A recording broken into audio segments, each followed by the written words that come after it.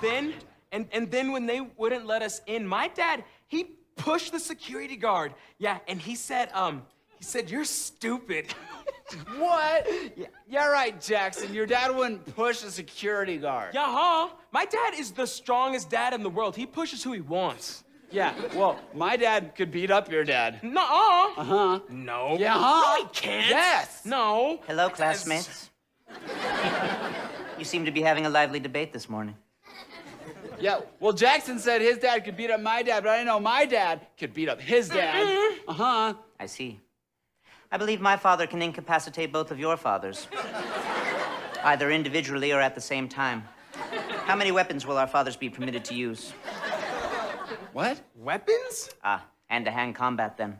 My father will likely employ his mastery of Aikido or Tai Chi Chuan. Which martial arts do your fathers ascribe to? I don't think my dad... On second thought, don't tell me. It's more enjoyable for my father to find out in the moment. Will this fight take place in a formal setting, or will they just have 48 hours to complete the objective? I don't know. My dad has to work a lot. Yeah. As does mine. He spent the last 6 months working on Operation Flying Dragon. Whoa, what's that? It's the reason you're speaking English today. My dad works at Comcast. I see. Then my father will really enjoy this. And my dad, he doesn't know all that karate stuff. Then he will die quickly. What? Are there any ground rules you'd like to lay out, such as no biting, kicking, or erasing all traces of your father's existence? Yeah, let's say that's not possible. Yeah. Very well. I'm assuming psychological tactics are still fair game. How opposed are you to biological weapons? I'm just kidding. My father's not a monster. What about waterboarding? What? I don't think my dad wants to fight your dad. Of course he doesn't. But sometimes our fathers must do things they wish they didn't have to. See things they wish they could unsee. This world is a dark place, and our fathers must work in the darkness in order to protect what little light there is. So should we give our fathers the go sign? No, It's okay. Oh, your dad could beat up my dad. Yeah. Very well. Good day, classmates. Bye. Hello, Father. I gathered the intel you asked for. My dad works at Comcast. All right, we are continuing our Elephant in the Church series, and we are talking about conflict. Conflict is something that we start learning as early as the schoolyard. In kindergarten, first grade, we're already trying to start fights for other people to have to fight. Because at that age, we want to see our dads fight because they're the strongest people we possibly know. And the best way to figure out who the strongest is to fight about it. See, we learn conflict from a very early age. And with that in mind, I'm actually just going to skip the first 2 points of review this week because we're going to talk all about conflict. I don't need to give you the disclaimer about how it's okay to disagree and we can work this out because we're about to talk about that for like 30 minutes.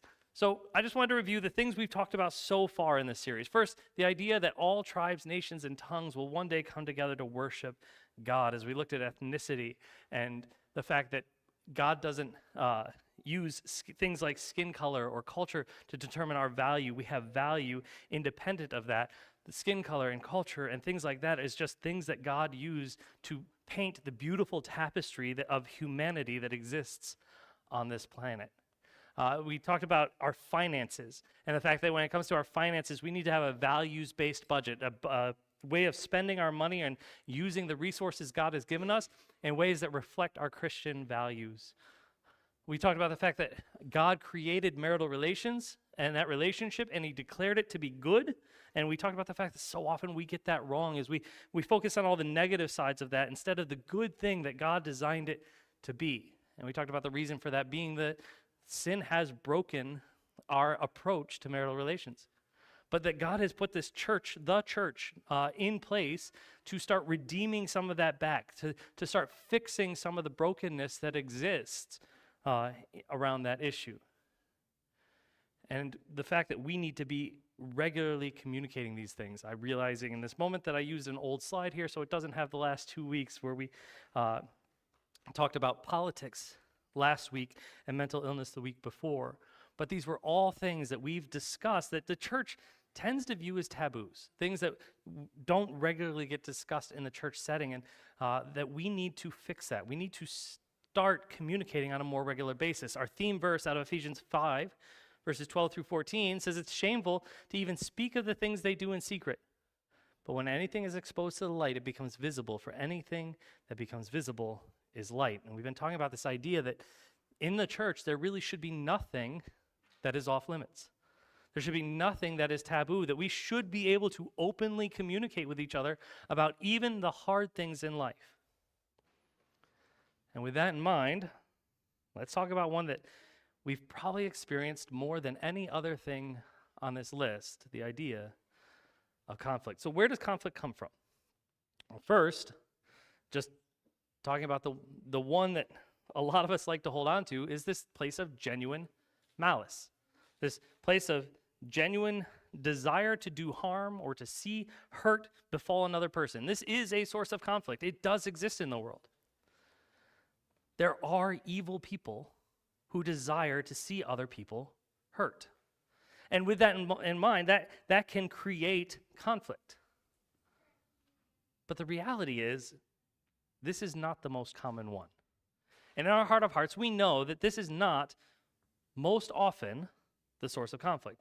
When this does become a source of conflict, we have actually what we saw last week in Romans 13, the fact that God has instituted things like government and things like authority to step in and deal with people who are behaving in this manner. We have police officers who come to fix the problem when someone is genuinely out there causing harm to other people for the sake of causing harm. We have people to come alongside and help assist with mental health where this is an issue. But for most of us, when we are dealing with conflict in our lives, if we are genuinely honest with ourselves and we are introspective, we know that the person or the people that we are in conflict with are not actually out there to hurt us from a sense of just general malice.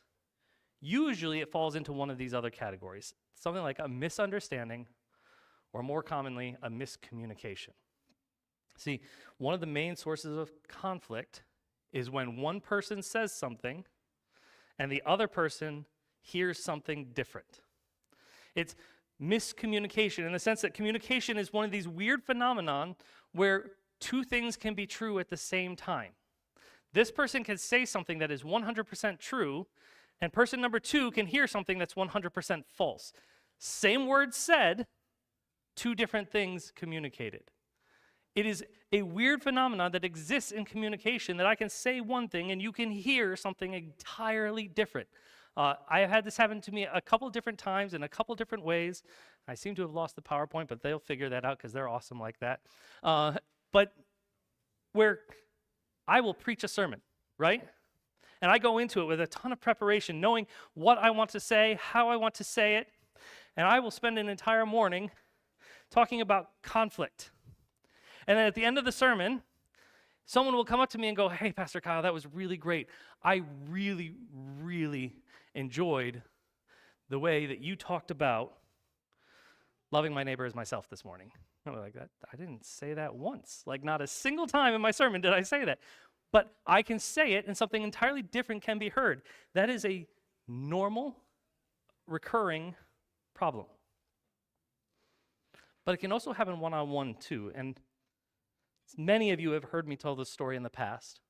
But at one of my previous churches, I had a woman who sat in the back on the right-hand side. Well, my right, your left side, right on the aisle. She loved that seat. I mean, it was a Baptist church, so everybody basically had their assigned seats. But for her in particular, this seat mattered.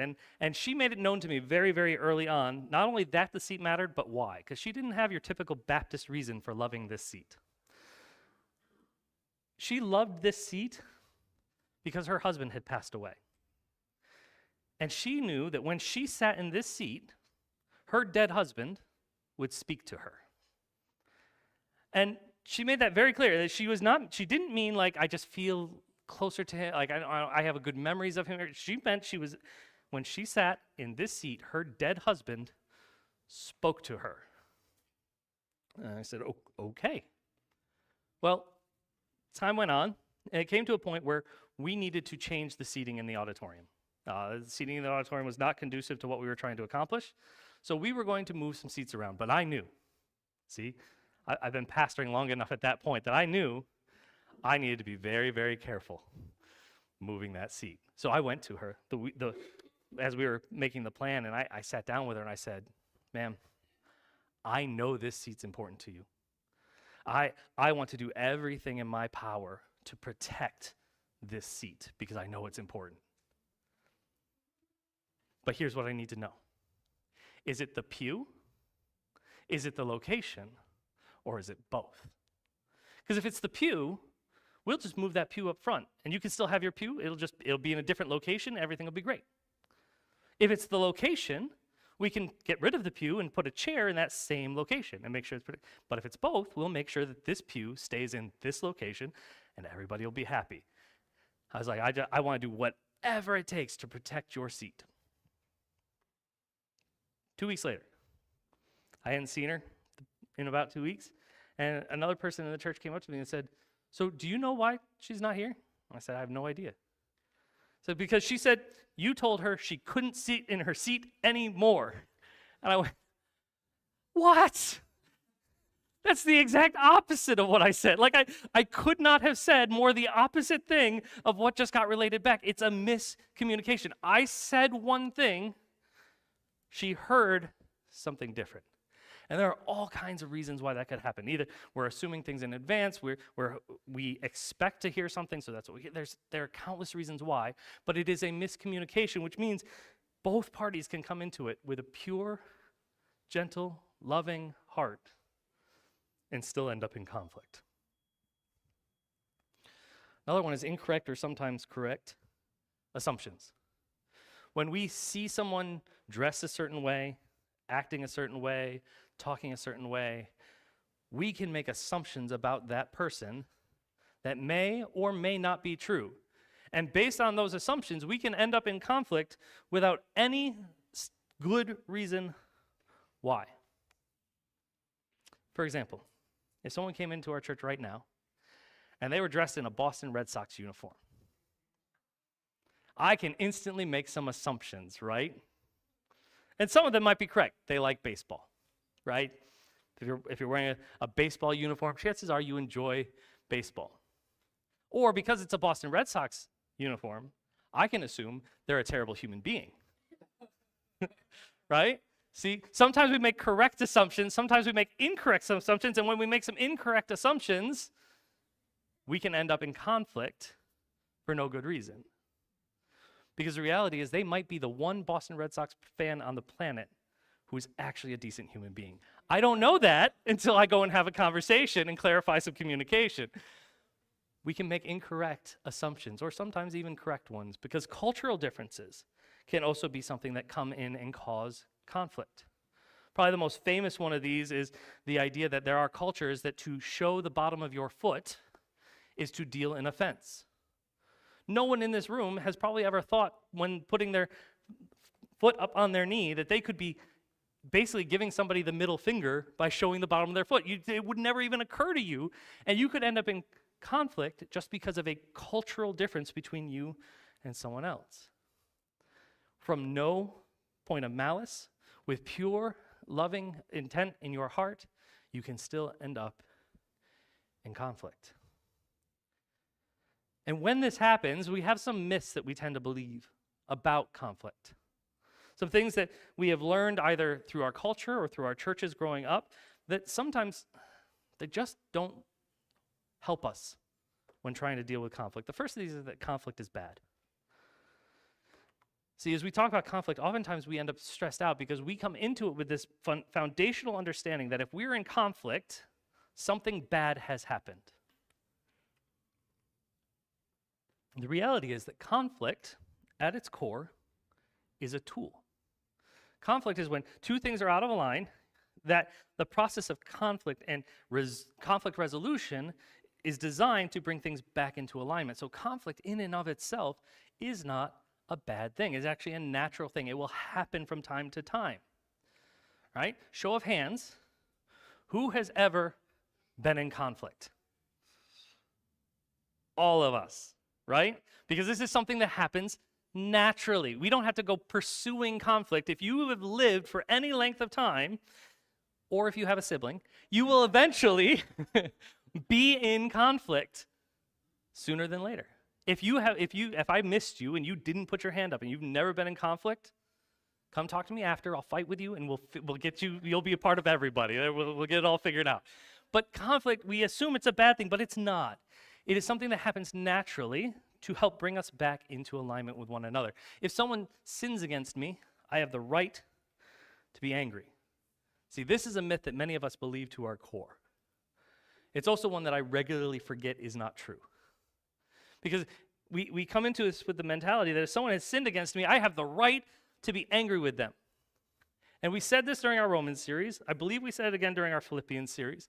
But the reality is, we as human beings, the moment we sinned against God, the moment we rebelled against God, it means that the only right we had from that moment till now is to burn for eternity in hell. That is the only thing we have ever earned for ourselves, that we are owed, that we can expect.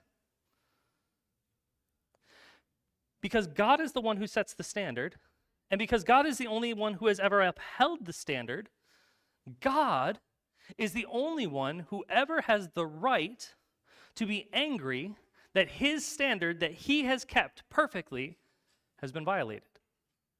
He is the only one who has ever had the right to be angry that he was sinned against.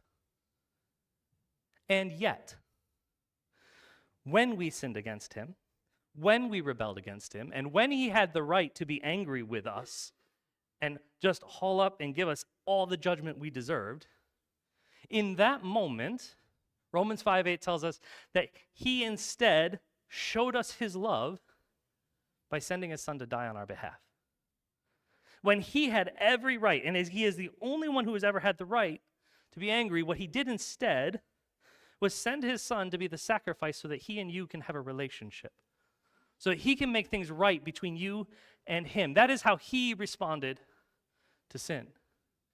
And if he is the one who had the right to be angry, he is the only one who has kept his standard perfectly, and it's his standard in the beginning does not exercise his right to be angry, and instead gives us forgiveness and mercy and grace beyond mercy. How do I then as an individual have the right to say, in spite of that, I'm still going to be angry. I'm going to choose to harbor my anger. On the other side of that same coin, there's this myth that's perpetuated that when I get angry, because it does happen, the only godly thing to do to avoid conflict is to just push that down as far and as deep as I can to make sure that no one ever sees it. I hide it. I put it back in the closet in the darkness where it doesn't belong, and I just make sure that no one on the outside can see how angry I am on the inside, and that fixes everything, and we can all put on the smile and go about our business. That is equally a lie. Not only do I not have the right to maintain my anger and to harbor my anger, but I shouldn't hold it in and keep it down. So what are we supposed to do with anger? Well, anger, at its core, is designed to be a warning. When you end up in interpersonal conflict with somebody, when you end up in a situation where you feel anger, what that's designed to be as an emotion, as a part of how God wired us and made us, is a warning. It's a smoke detector, right? So I've had the opportunity to go into a few fires in my life. I was a firefighter for a while. If you've ever either had a house fire or had the opportunity to go into a place where there is a large amount of smoke, you'll know that smoke alarms exist because they make themselves known. They make a lot of noise.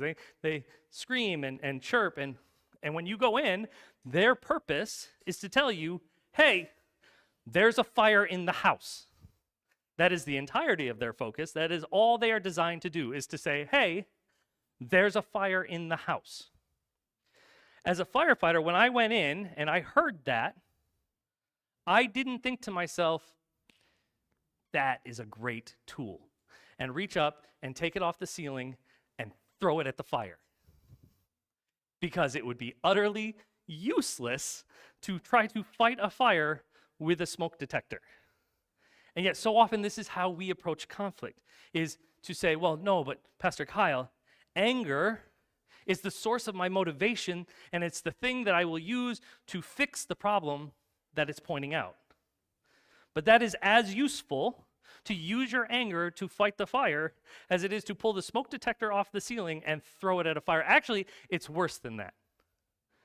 Because once anger has done its job to say, hey, wake up, there's a problem, there's something you need to address, there's something you need to work on, hey, open your eyes, there's a fire in the house. Once it's done that, it doesn't just go to being useless. It goes to being an active detriment. Harbored anger is poison that will slowly kill you from the inside out.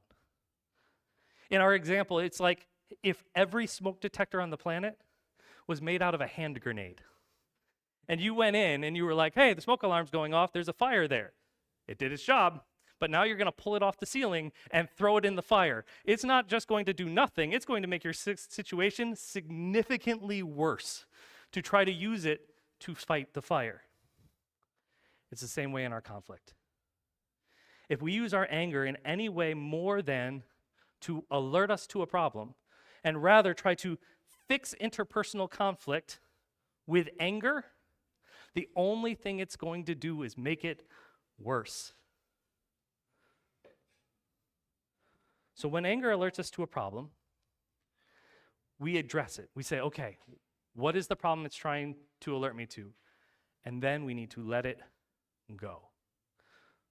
So if we're not going to use anger, how do we address, how do we fix interpersonal conflict? Well, I want to give you 7 principles for resolving conflict.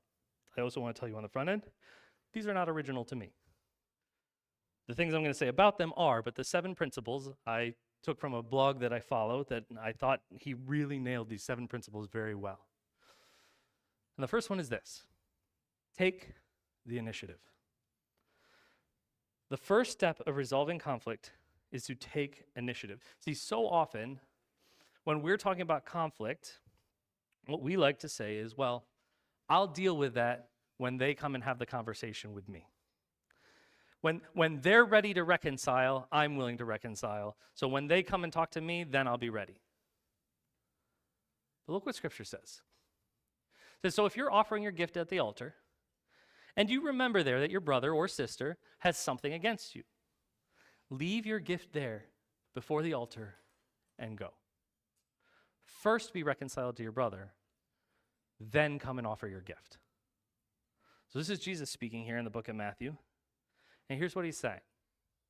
If you find yourself trying to worship God, in obedience, doing the thing God has called you to do, coming before him to worship, and it comes to your mind that you have a brother or sister who has something against you, stop what you're doing. Don't wait. Go make it right. Then and there. What he's actually saying here is that this interpersonal relationship with your brother or sister in Christ is more important than worshiping God. You need to go get that right first, then come and worship God. You need to go get that right first, then come to church. Fix your relationship, then go to your small group. Whatever it is that you're doing, go immediately and make things right. So here's what I'm saying to you. I normally leave application to the end, but this one I'm going to handle right here. If you are here this morning, and in your mind you know that someone has something against you, or in your mind you know that your relationship with somebody isn't right, get up and go deal with it. Do not wait for the end of the sermon. Do not wait for my next point. Do not wait. If you need someone to go with you, I did not prep him for this. Pat would be happy to go with you. I did not prep her with this. Audrey would be happy to go with you. But go make it right now. Don't wait. Take the initiative. 2, confess your part. When it comes to interpersonal conflict, It always takes two to tango. And it might be that the person who you have a problem with is 99.9% in the wrong. It is their fault. They totally messed it up. But you still have point one. And whether or not they ever confess their 99%, whether or not they ever come and ask your forgiveness for that 99%, whether or not they ever do what God has called them to do, is of no impact on you. You need to do what God has called you to do, which is to confess your part, to ask forgiveness for your part, and to try to reconcile. It says, Matthew 7, 3-5, why then do you see the speck that is in your brother's eye, but do not notice the log that's in your own eye? Or how can you say to your brother, let me take the speck out of your eye when there's a log in your own eye? You hypocrite. First, take the log out of your own eye, and then you will see clearly to take the speck out of your brother's eye. One of the things I find interesting in how we look at this, and in the context this mostly works, but it's this idea that so often when we talk about it, we talk about the fact that the analogy here is because you have something so big in your eyes, you shouldn't help your brother with the little thing that's in his eye. But here's what I would suggest. Even if this was reversed, even if you were the one with the speck in your eye and your brother was the one with the log in his eye, you still want to get the speck out of your eye before you go performing surgery on somebody else's eye. I don't care that his thing is bigger. You've still got something in your eye. If your surgeon walked in to do surgery on you and he was like this, I'm not sure, I got a speck in my eye today, but it's just a little speck, so I'll be fine. I'll just do this all one-eyed. Yeah, this'll work. No, you're not okay with that. Fix it. Deal with it so that you can be a benefit and a help to the brothers and sisters around you. Whether yours is the 99 or yours is the 1, deal with your stuff. Third, listen. We are really, really bad at this. When it comes to listening to one another, most of us don't like to stop talking long enough to hear the person we're talking to. We hear the words, but only just enough to form our argument and response. Only just enough to hear if they say the buzzword that I need so I can jump up and down on it so I can prove them wrong and tell them how I'm right. Like, we are really, really bad at listening to somebody and actually being able to understand their side of an argument and their point of view. See, the book of James says, know this, my beloved brothers. Let every person be quick to hear, slow to speak, slow to anger. James is saying, look, slow down. Open your ears. Listen to the person you are talking to because they are a valued child of God and they deserve your attention. Slow down. Most of the time, if we could hear what the other person is thinking, if we could hear what the other person was feeling, if we could articulate back to them their point of view, it would solve so many problems, which is actually why the next one is consider their perspective. As you're listening, don't just listen to form your next point. Listen so that you can thoughtfully and considerately consider their perspective, their point of view on the topic. Because as we said before, it is very rare that we are in conflict because someone has genuine malice against us.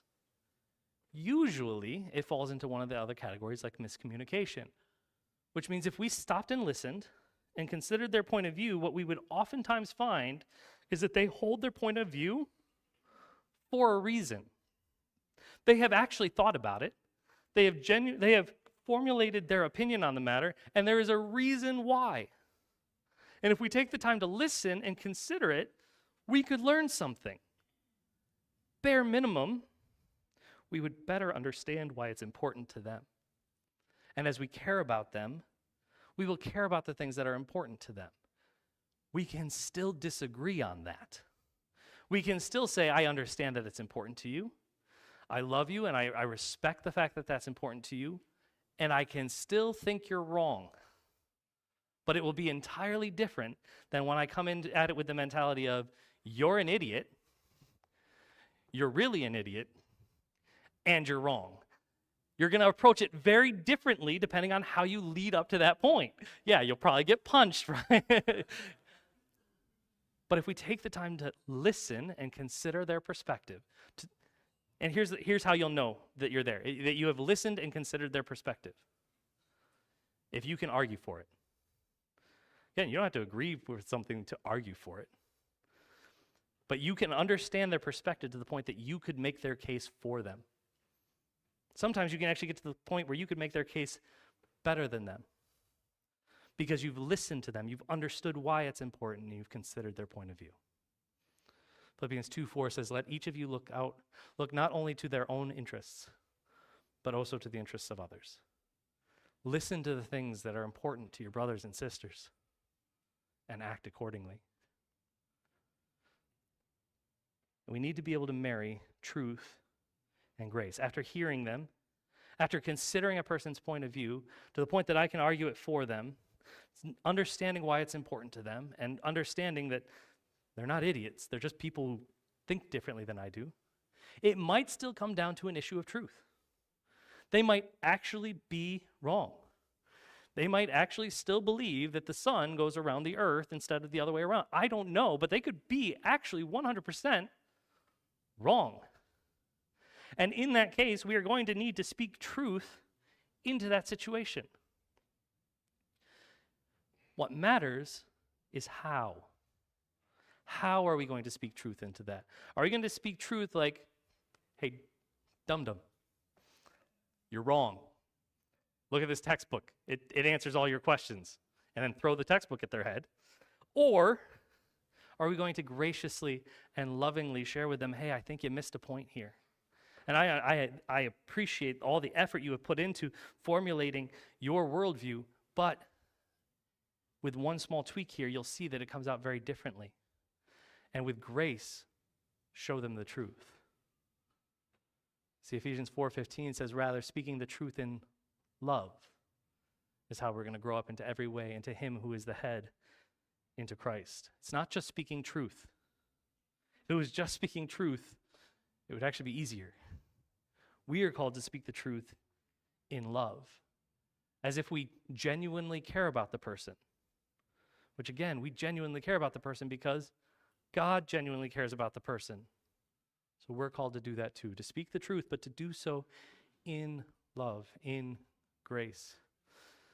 6, fix the problem, not the blame. Most of us really like to play the blame game, but that's not the point of conflict. The point of conflict is to get us to the point where we are fighting the fire, not figuring out who said it. So Colossians 3:8 says, but now you must put them all away, anger, wrath, malice, slander, obscene talk from your mouth. What it's saying is, look at these interpersonal things that we do when we get angry. We throw anger at it, we throw wrath at it, we throw malice at it, we talk badly about people and slander them and cut them down in obscene talk. And what Paul's saying to the Colossian church is knock that off. Don't attack each other. Work together to fix the problem that you're facing. Because ultimately we want to put reconciliation as a higher priority than resolution. We want to put reconciliation as a higher priority than resolution. And any of you who are married know what I'm talking about. Because you stood in front of each other at some point in life and said, for better or for worse, good or bad, I am going to stay true to you till death do us part. Which means even when things are terrible, I am committing to, even if they don't get resolved, I am going to put the emphasis on our relationship first.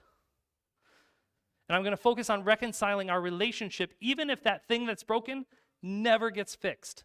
Now, we want to work on both. This is not one or the other.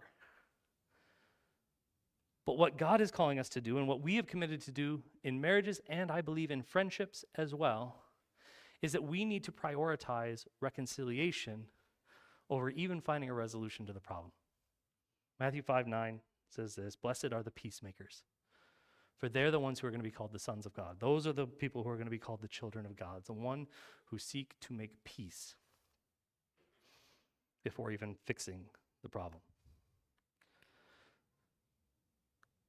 There is no such thing in conflict resolution as a silver bullet. But I can tell you this. If you practice these 7 principles around your conflict resolution, you will have 3 legs up on the next person. Because these are God-given principles that are designed to help us resolve conflict and fix the problems that we have with each other. If you want to take a picture, great. Otherwise, it will be on our YouTube channel, probably like 5 minutes after this is over. But it brings us to the so what. What is the application here? Well, first, it's this. Families, fight. Everyone with a sibling, put an arm in the air. All right, you got a sibling, brother, sister, something. Oh, keep them up, keep them up, keep them up. I want you to keep your hand in the air if you've never fought with your sibling. You've never once fought with You've never fought with your sibling? Emily? Bad lie when your sibling's in the room. Families, fight. It happens. But when families fight for each other. They forgive. When families fight, because you're family comes first. And the fact that you're family should supersede whatever it is that you're fighting about. Tragically, that doesn't always happen. But most of the time, a lot of the time, we have learned as family, especially if you have siblings, how to hold conflict, to be upset, and not negate the reality of the fact that we're still family. We can learn to hold conflict and still behave well at Thanksgiving dinner. We can still be family. And ultimately come to a point where we can work through that and we forgive. Unfortunately, we don't always do this as a church family. In today's culture, it has become all too common for conflict to arise in a church body. And I have a problem with somebody else in the church. And when that happens, those two parties come together, and what usually happens is one party says, I'm digging in my heels. And the other party says, all right, there's another family over here. I'm just going to join the Smith family, and they leave. Friends, that's not what we're called to do. Are there good and right times that a person should change church? Absolutely. But the reality is we are called to be family. And what that means is at times there's going to be conflict. We're going to fight. We're going to disagree on things, such as a taboo topic series. But what we are called to do as a family is to come together, to work through that, to have conversation, to get help if we need to go to mom and dad if we need to, and get the help we need because we are siblings. And we need to work through it so we can come to a point where we forgive each other. Because families put family first. When it comes to our interpersonal conflicts, when it comes to the things that we don't see eye to eye on, maybe you didn't like my politics sermon. Okay. I care more about remaining in your life as part of your Christian family than I do what you thought about my sermon. You might not like the music we sing. You might not like the color of the carpet. You might not like the fact that we still have stained glass. I don't know how you can not like the elephant. The elephant's awesome. Everybody agrees that the elephant's awesome. But you may have things that you don't like. That's okay. What I'm calling you to do is put the family first and say it is so important to me that we function as a family that we are going to deal with that without putting this on the chopping block. We're going to work through this and we're going to get to a place of forgiveness because that's what God is calling us to do while we work together as a family. Let's pray. God, I thank you that you have gifted us such a wonderful family. God, just people we can laugh with, people that we can have a good time with. There has been so much of that recently. It has been so enjoyable. Father, I thank you for the way that you are regularly bringing new members into this family. God, I pray that we would value that we would treasure that, and we would protect that. Because, God, we know that it's only a matter of time before conflict comes. We live in a broken world.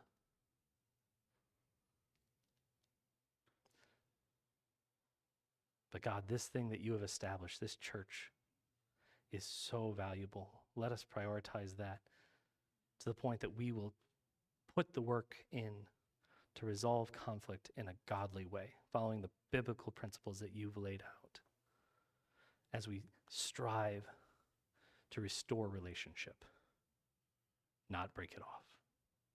Well, thank you for it in your son's name. Amen.